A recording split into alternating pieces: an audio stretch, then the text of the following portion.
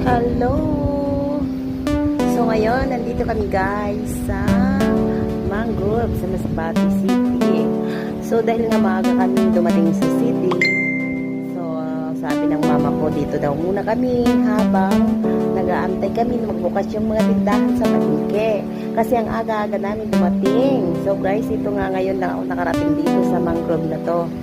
So dati kasi wala pa ito nung nagtatrabaho pa ako dito sa Pilipinas. So ngayon, ang laki na ng pagkakaiba niya. Pero dati daw talaga maganda ang view na to.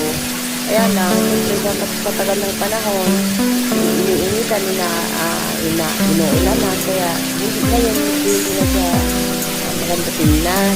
Pero mauwi pa rin kasi marami pa rin naman mga namamasyal. So, habang naglalakad-lakad kami, medyo mainit na. Kaya, ayan, medyo nagpapainit kami.